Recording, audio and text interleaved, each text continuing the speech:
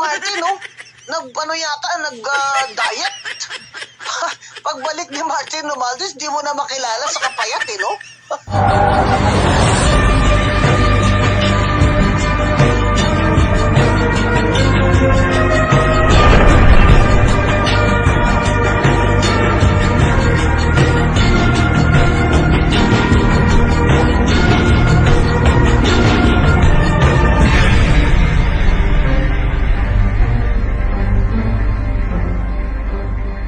Mga kababayan, ito pong mga 18 na mga security ni Saldico at iba pa.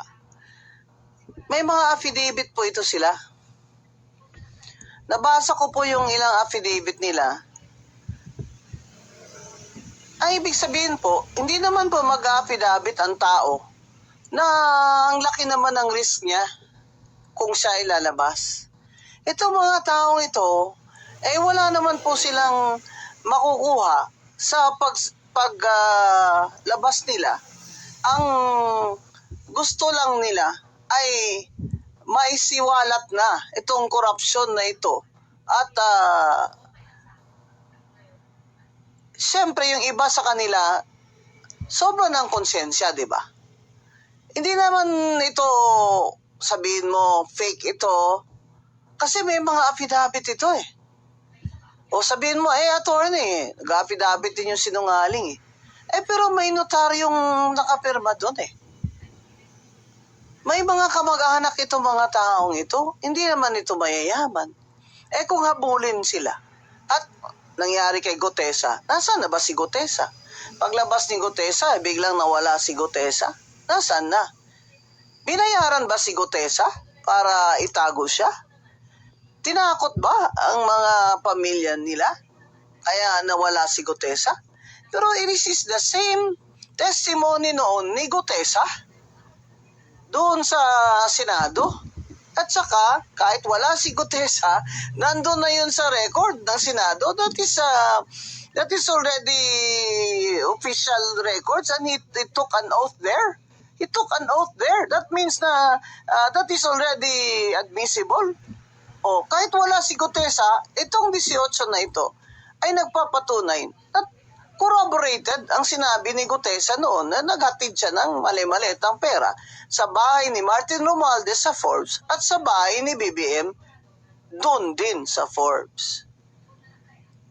At yan ay siyempre corroborated niya ang sinabi ni Saldico sa kanyang part 1, 2, 3 na nilabas na video na nagpahatid siya ng 25 billion pesos kay BBM. Share ni BBM sa insertion ng 100 billion. Kung babalikan natin, ang sabi ni Saldico, yung 100 billion na yan na insertion, pahabol yun.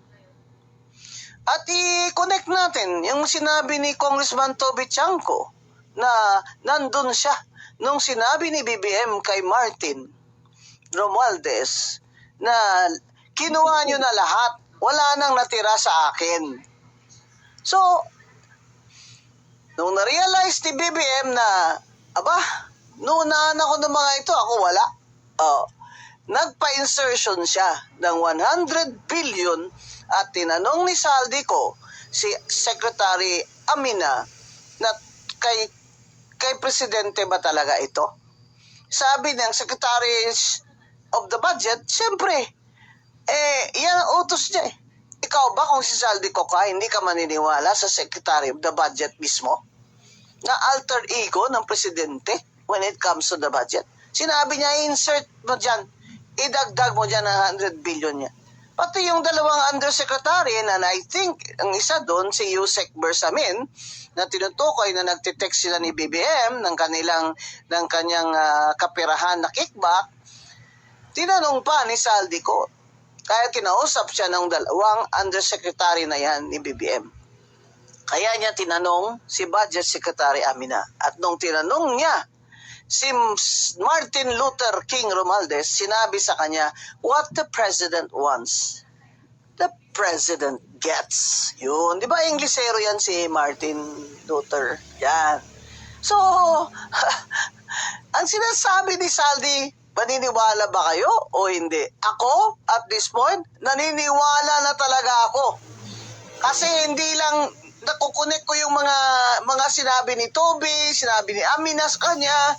Ngayon, yung mga text ni Yusek Bersamin lumabas na. At di ba, didisclose ni Congressman Erice ng Caloocan na Liberal Party. At ngayon, at biglang nagtago si Martin Romualdez. You know, ladies and gentlemen of the jury, flight is an indication of guilt. Biglang nawala si Martin, no? Nag-diet. Pagbalik ni Martin Romualdez, di mo na makilala sa kapayat, no?